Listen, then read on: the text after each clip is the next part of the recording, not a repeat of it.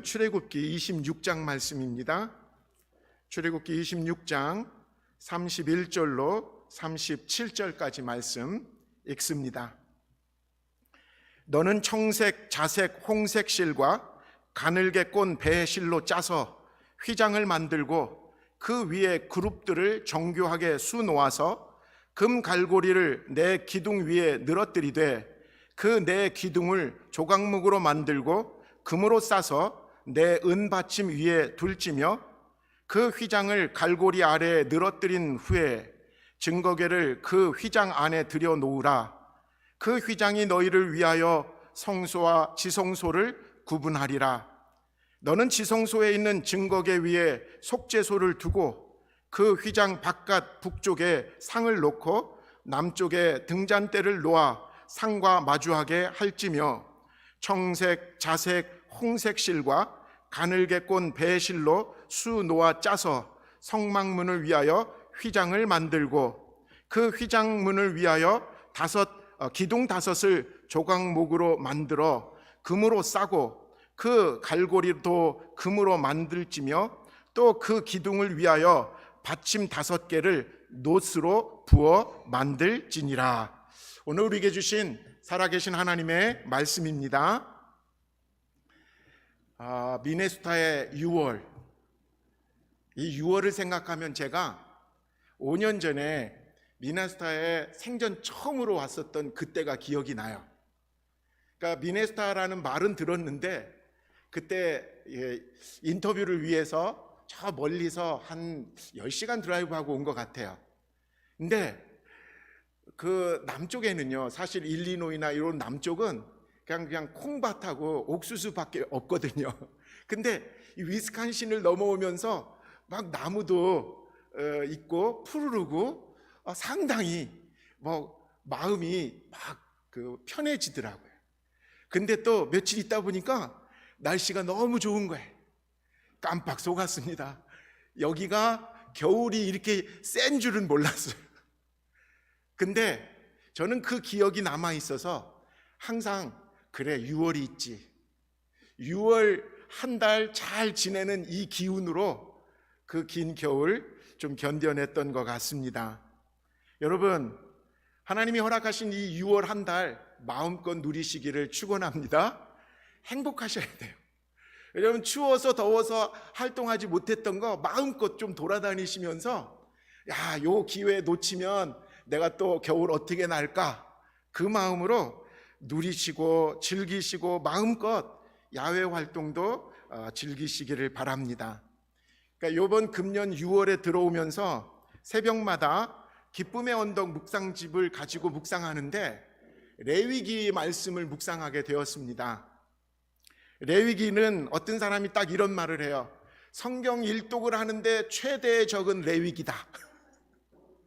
그러니까 우리 믿음의 사람들이 항상 마음속에 부담이 있잖아요. 내가 금년에는 성경 일독을 꼭 해야 되겠다. 그래서 이제 창세기를 딱 읽잖아요. 그럼 다 아는 내용들이고 이 창세기 이야기들은 다 어떻게 보면 재미도 있어요. 족장들의 이야기들을 보면. 그러니까 이 창세기를 읽으면서 예전에도 안 얘기들을 또 하나하나 놓쳤던 구절을 읽어가면서 은혜를 받습니다. 나름. 출애굽기를 들어가서는 또 나름 모세라는 주인공이 있기 때문에 또 모세의 이야기, 그 이야기들을 통해서 물론 성막 때문에 조금 어려운 건 사실이지만 그걸 이겨내고 견디고 출애굽기를 딱 마칩니다. 그러면 분량도 꽤 괜찮거든요. 그래서 이제 자신감을 얻고 레위기에 딱 들어오면 여러분 아시죠? 1장부터 이해가 안 되는 제사 용어가 쫙 나옵니다. 번제, 소제, 화목제, 속제제, 속건제, 또 알지도 못하는 절기예가 쫙 이어집니다. 6월절, 7.7절, 절절절 나가는 거예요. 그래서 어떤 분은 그래요. 밤에 잠을 못 이루십니까? 레위기를 읽으십시오. 하나님이 주신 수면제입니다. 그 정도로 레위기가 사실 일상적으로 그 내용을 이해하고 읽지 못하면 사실은 어렵고 따분한 책이 사실입니다. 근데 여러분 가운데 혹시 지난 주간 새벽 예배에 참여하신 분들이었다면 아마 그런 고정관념이 좀 깨어진 것을 경험하실 수 있었을 겁니다. 레위기 1장, 2장, 3장, 4장을 이어가면서 너무너무 중요한, 성도들에게 있어서 최고 중요한 주제는 예배거든요. 성도는 다른 게 아니에요. 예배자예요. 예배에 성공하면 하나님 앞에 설 때 사실은 우리가 이 땅에 남아있는 이유는 천국 가서 드릴 예배를 준비하는 사람들이거든요. 예배를 어떻게 드릴 것인가가 바로 레위기에 나와 있는 핵심 주제였다라는 거. 사실 인간들에게, 죄인된 인간이 거룩하신 하나님께 어떻게 나갈 수 있을까? 이거는 고민 중에 고민이거든요. 근데 하나님은 그런 죄인된 인간을 제사라는 그것을 통해서 하나님께 나올 수 있는 길을 열어주셨다라는 거예요. 1장에는 번제에 대해서 나왔고요, 2장에서는 소제에 대해서 나왔고, 3장은 화목제, 4장은 속죄제, 5장은 다음 주, 이렇게 지금 제사 5개가 이어지는데, 이 말은 사실 한문으로 번역을 했기 때문에 이게 말이 무슨 말인지 딱 와닿지가 않던데, 적어도 우리가 미국에 사니까 영어로 하면 훨씬 더 이해가 쉽습니다. 번제, burnt offering, 다 태워드린다라는 거예요. 아낌없이 다 태워드리는 거예요. 우리가 하나님께 예배 드릴 때 아끼면 안 돼요. 이 시간 정성과 그리고 모든 정신과 모든 에너지를 하나님을 향해서 드려지시는 예배 되시기를 바랍니다. 이따가 뭐 있는데, 이따가 딴 생각하면요, 그건 하나님께 온전히 드리는 게 아니에요. 딴 생각하고 딴 계획하고 딴 고민하고 드리는 예배는 하나님이 안 받으신다는 거예요. 다 태워드리는 거, 그게 번제입니다. 소제, 밀 오퍼링, 곡식으로 드리는 거예요. 하나님이 주신 열매, 그것을 하나님께 감사하면서, 감사는 하나님께 10분의 1만 드려도 돼요. 하나님은 나머지는 다 뭐예요? 예배 드린 사람들이 함께 먹으라고 소제의 방식을 알려주세요. 빵을 만들어서 예배 드리고 나서 다 나눠 먹으라고 말씀하시는 게 소제예요. 그래서 이 예배는요, 하나님께 감사가 드려져야 되지만 그 감사한 것은 그냥 말로만 감사가 아니라 표현하고 나누라는 뜻이죠. 화목제, 영어로 보면 peace offering입니다. 화목하게 하는 예배라는 거예요. 제사. 하나님과 우리가 먼저 화목하기 위해서는 우리의 최상의 것을 드려지게 돼 있어요. 그러니까 그 짐승 중에서 내장에 붙어 있는 기름, 오늘날로 하면 먹지도 않는 지방이지만 그 시대에는 그게 최상의 것이라고 이름이 붙여진 거예요. 그것을 하나님께 태워드리고, 나머지 것은 뭐예요? 너네들끼리 이틀에 걸쳐서 나눠 먹으라고 하신 게 화목제예요. 그러니까 이 화목제를 드리면서 하나님께 최상의 것을 먼저 드린 다음에 남아있는 고기를 사람들하고 나눠 먹는 거예요.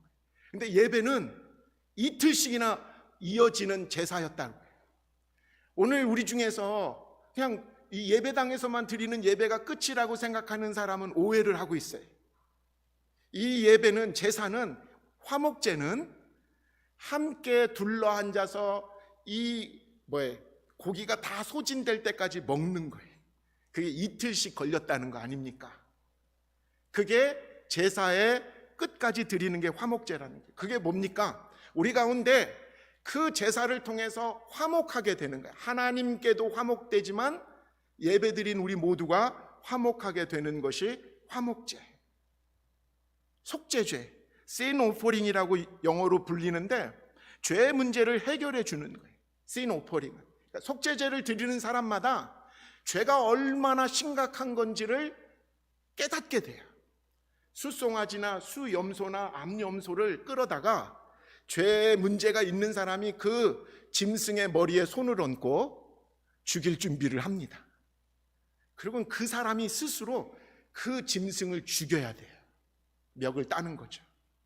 그리고는 그 안에서 피 흘린 거를 제사장에게 드리고, 나머지는 가죽을 벗기고 그리고 각을 뜨고 근데 문제는 그 안에서 최상의 것 기름만 빼가지고 하나님께 성막 안에서 번제단에서 태운 다음에 나머지 고기는 어떻게 하느냐?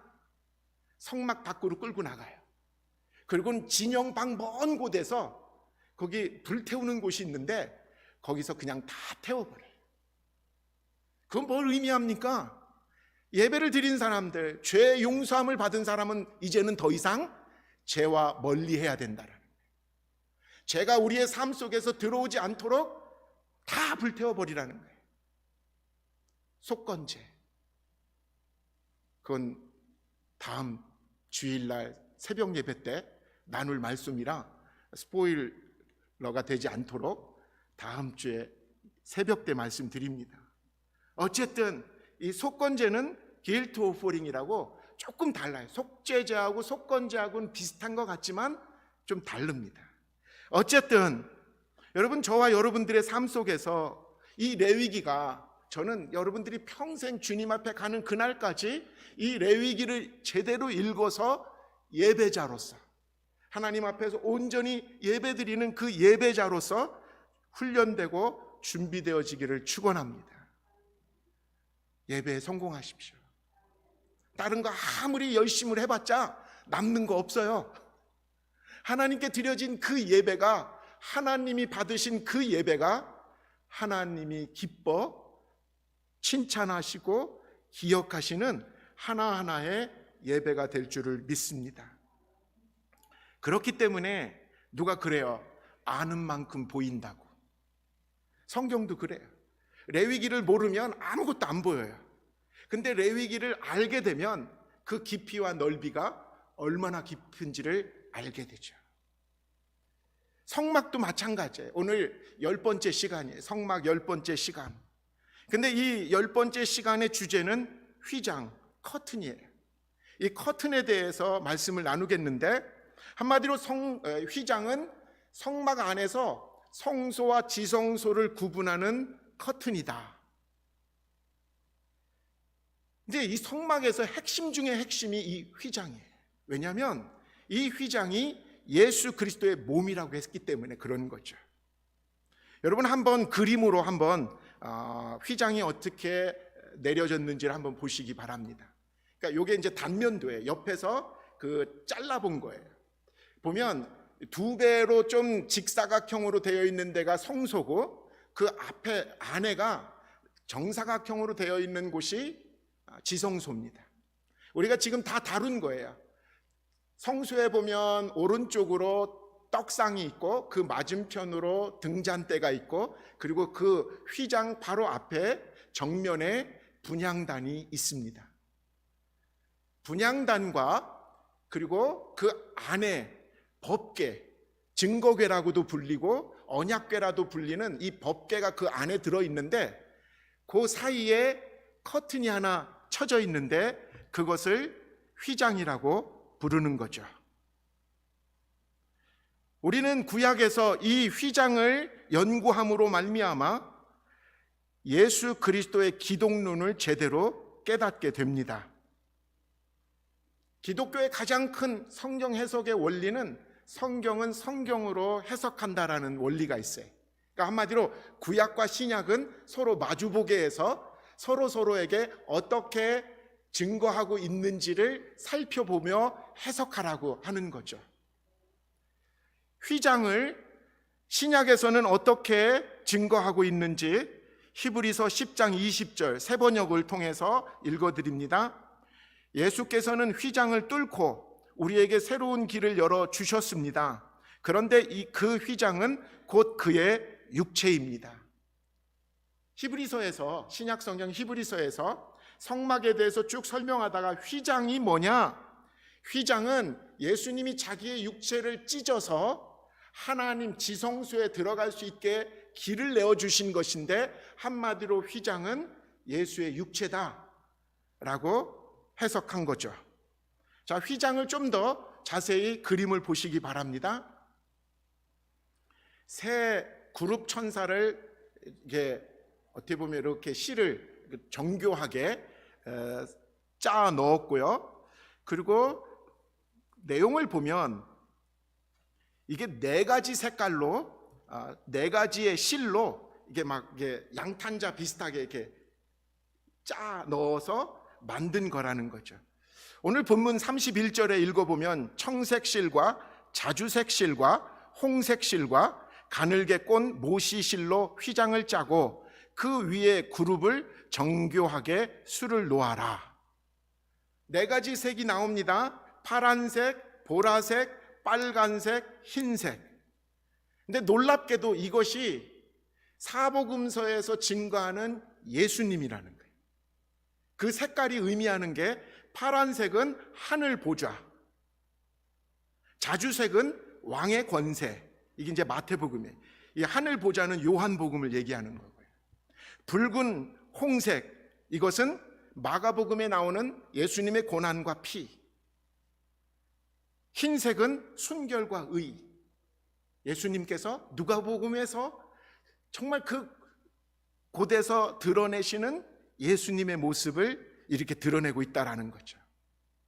정말 구약과 신약을 넘나들면서 예수님에 대해서 이렇게 예언하고 그리고 예표로 보여준 이 휘장이 바로 하나님께 나가는 유일한 길과 문이 예수님이구나 라는 것을 우리는 여기서 깨닫게 됩니다.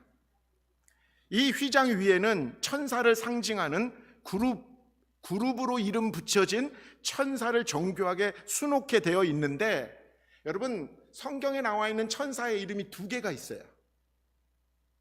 하나는 이 성막에서 휘장에 짜 넣으라고 했던 그룹이고, 또 하나는 스랍, 그러니까 그룹 천사와 스랍 천사가 있는 거예요.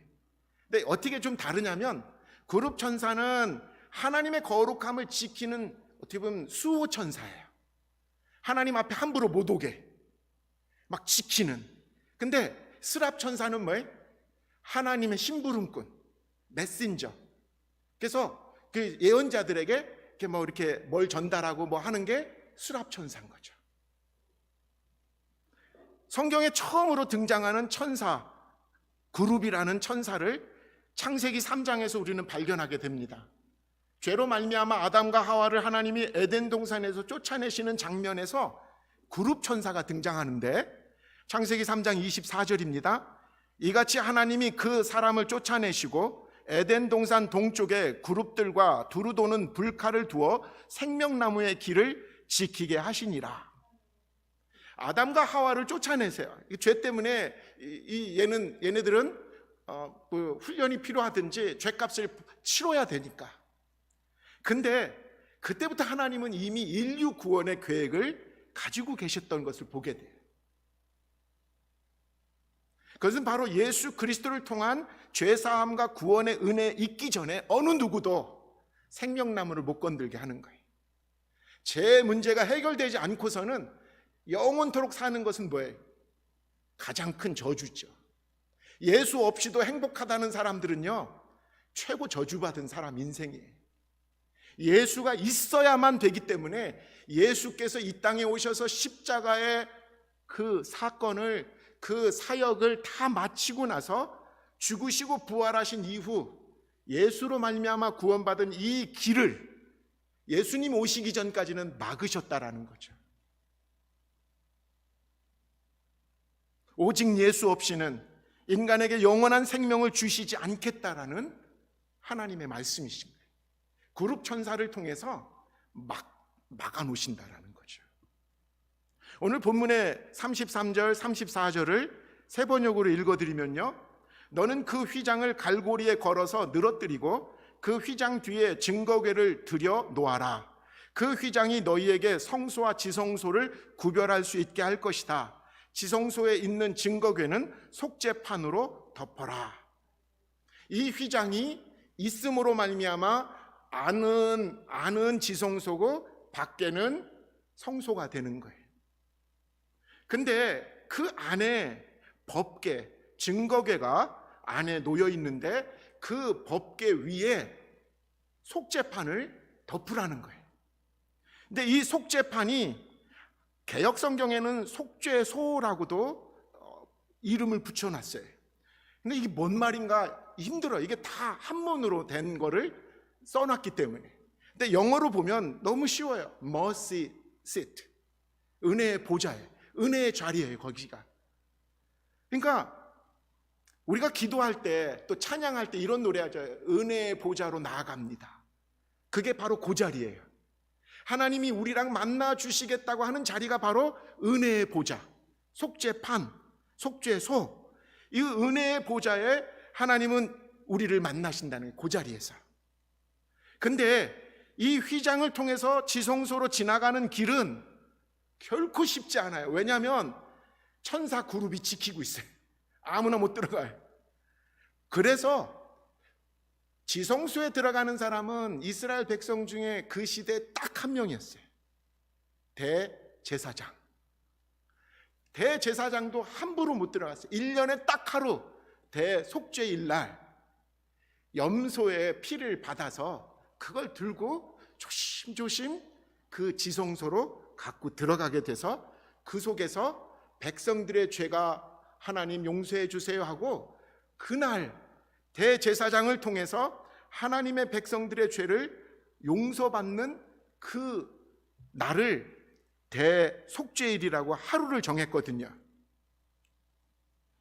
누구도 못 들어가고 아무도 못 들어가고 대제사장 한 명만 골라서 1년에 딱 한 번 들어가는 그곳이 하나님을 만날 수 있는 지성소 그리고 은혜의 보좌였다라는 거죠. 심지어는요, 대제사장일지라도 스스로를 정결하지 않고 지성소에 함부로 들어갔다가 그날 죽은 제사장들이 꽤 있었다라는 거예요. 그러다 보니까 아무도 못 들어가잖아요. 그 안에 어떻게 하겠어요? 대제사장이 들어갈 때 두렵고 떨림을 가지고 들어가는데 로프로 몸을 매요. 그리고 줄을 밖으로 늘어뜨려요. 혹시나 대제사장이 준비된 상태로 들어가지 않아서 하나님의 거룩함 앞에서 죽어갔을 때 밖에서 뭐해? 끌어내려고. 그러니까 예수 그리스도로 말미암아 담대하게 하나님께 나갈 수 있게 된 우리들로 말미암아 우리로서는 상상할 수 없는 어려움이고 힘든 일이 죄인된 우리가 어떻게 감히 하나님께 나갈 수 있냐라는 것이죠. 여기서 우리는 예수 그리스도의 피 흘림의 은혜 없이는 누구도 하나님 앞에 나갈 수 없고 늘 두렵고 떨림이구나. 예수의 피 공로 없이는 하나님 앞에서 인정받을 사람도 구원받을 사람도 없다라는 거예요. 여러분, 그게 바로 예수님의 십자가 사건이에요. 마태복음 27장 50절로 51절까지 읽습니다. 예수께서 다시 큰 소리로 외치시고 숨을 거두셨다.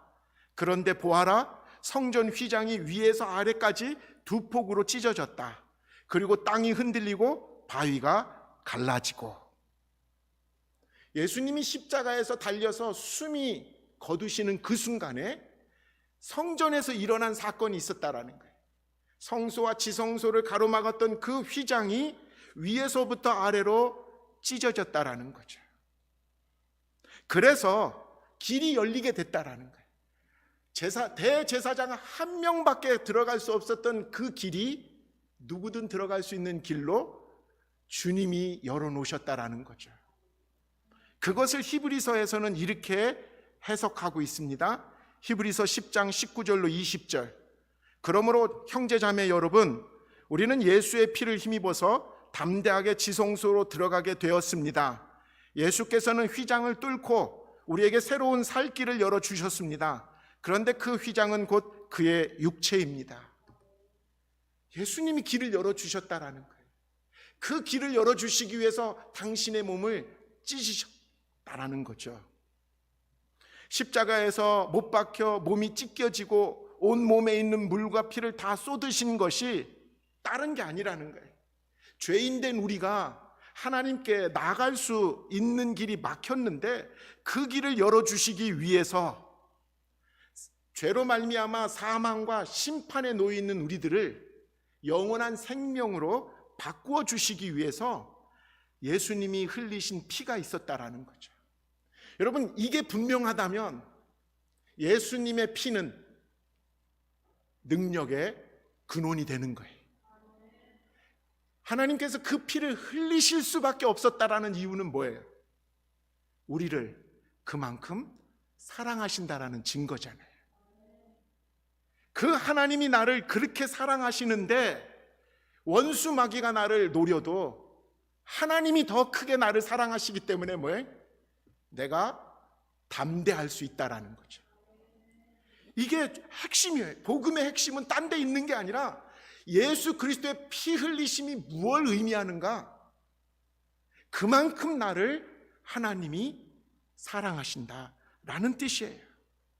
그래서 예수 그리스도만이 유일하게 하나님께 나아갈 수 있는 유일한 길이요 진리요 생명이라는 것을 우리가 선포하는 거예요.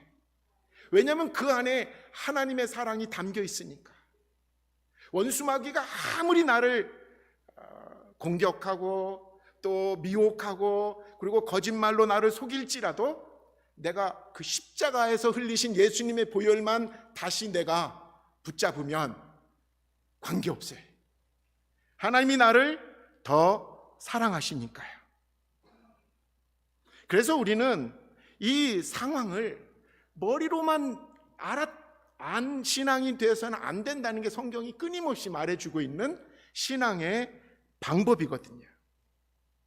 예수의 피의 권세가 얼마나 큰지 아시죠? 근데 그 피의 권세를, 그 능력을 누리시고 사시냐는 거예요. 여러분은, 또 저는. 예수님은 분명히 우리에게 그 피의 능력 때문에 우리가 구원을 받았고, 그리고 그 피의 권세가 오늘도 우리의 삶 속에서 분명히 나타날 것이라고 확인시켜 주셨거든요. 여러분 가운데 지갑에 크레딧 카드 안 들고 다니시는 분은 별로 없을 거예요.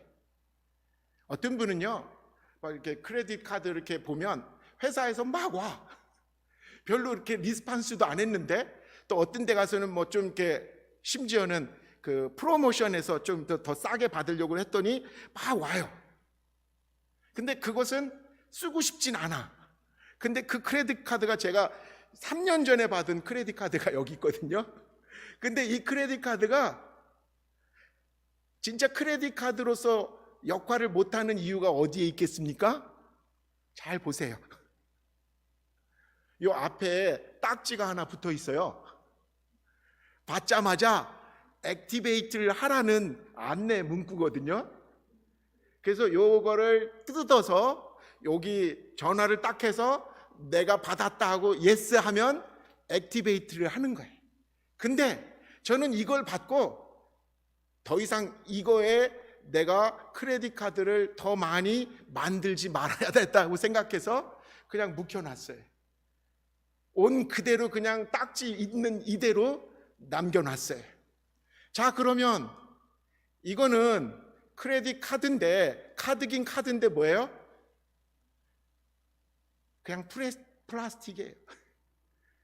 이건 뭐 열쇠로 하든가 뭐 아니면 뭐 이렇게 쑤시는 걸로 쓰든가 그거밖에 쓸 수 있는 게 없어요. 사실은 이 크레딧 카드 회사에서는 이 안에 저의 신용에 맞는 어마운트를 이미 넣어놨어요. 제가 그거를 아니까 액티베이트, 이거를 딱 뜯어서 액티베이트만 하면 쓸 수 있는 거거든요. 근데 이 액티베이트를 내가 안 했다라는 거죠. 십자가가 그런 거예요. 목에만 걸고 다닌다고 십자가의 능력이 나오는 것이 아니라는 거죠. 예수의 이름, 그 이름 때문에 주저앉았다가도 벌떡 일어날 수 있어야 돼요. 예수의 이름이 주시는 그 능력 때문에 죄를 미워하게 되고 죄와 맞서게 싸우게 되는 것이 내 삶 속에서 경험되어져야 된다라는 거예요. 십자가만 바라본다고 해서 능력이 나오는 게 아니라니까요. 크레딧 카드만 내가 쥐어졌다고 해서 내가 이 카드를 쓰는 게 아니라니까요. 액티베이트를 해야 된다니까요. 예수의 이름의 권세를 선포하고 그 권세를 매일 삶 속에서 누려보셔야 된다라는 거예요. 오늘도 예수의 그 놀라운 이름을 부를 때 우리 안에 모든 더럽고 추한 죄들이 씻겨지고 사라지는 놀라운 치유의 역사가 일어나게 될 줄 믿습니다. 예수의 이름은 그런 거예요. 제가 아무리 생각해도 예수 말고 다른 잡신들은 이 해석이 안 돼요. 최고의, 이 땅의 최고의 왕이시고 신이시고 최고의 하나님의 본체이신 예수의 이름이 이 땅에서 살아가는 우리들의 삶의 이유가 되고 능력이 되고 권능이 될 줄 믿습니다.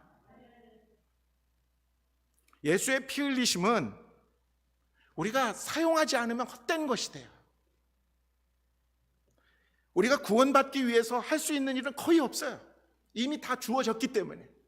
이제 우리가 해야 될 일은 딴 게 아니에요. 구원받은 하나님의 백성들은 예수의 이름을 쓰는 거예요. 막 쓰면 쓸수록 크레딧은 높아져요. 하나님 계속 부어주세요. 그 능력을 활용하시는 저와 여러분 되시기를 축원합니다. 예수의 이름은 하나님의 사랑의 확증입니다.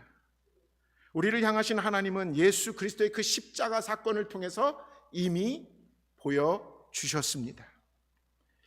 제가 사실 오늘 우리 반주해 주시는 피아니스트가 이게 양성이 나오는 바람에 준비를 다 했는데 마지막 순간에 녹음을 하고 바꾸느라고 고생을 많이 하셨어요. 그래서 찬양은 그냥 목소리로만 하고 싶습니다. 능력의 이름 예수. 너무나 간단하지만 저는 이 안에 오늘 드린 말씀이 다 담겨 있다라고 깨달아져요. 능력의 이름 예수, 권능의 이름 예수, 모든 강력을 파하시는 예수, 생명 되신 예수, 치유의 이름 예수, 용서의 이름 예수, 자유 주시는 그 이름, 생명 되신 예수, 거룩한 이름 예수, 빛을 주는 예수, 모든 이름 위에 뛰어난 예수, 생명 되신 예수. 여러분, 저는 저와 여러분들이 이 찬양을 부르는 중에 그 예수의 이름 때문에 여러분들이 여러분 안에서 새로운 능력이 일어나기를 소망합니다.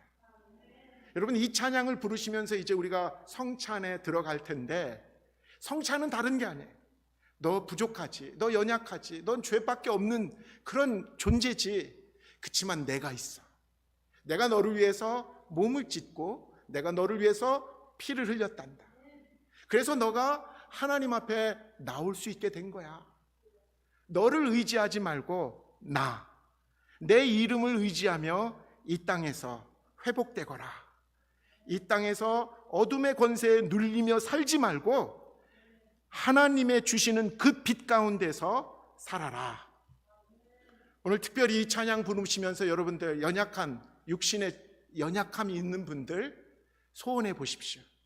치유의 이름 예수입니다. 그 예수의 이름이 여러분의 모든 연약함을 고치실 줄을 믿습니다. 우리 함께 이 찬양 부르겠습니다. 반주는 없지만 함께 간절한 마음으로 찬양하겠습니다. 능력의 이름 예수, 권능의 이름 예수, 모든 강력을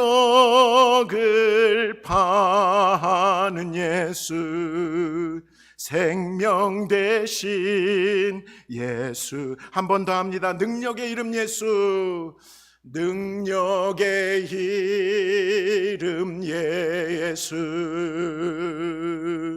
권능의 이름 예수, 모든 강력을 파하는 예수, 생명 되신 예수, 치유의 이름 예수, 치유의 이름 예수, 용서의 이름 예수,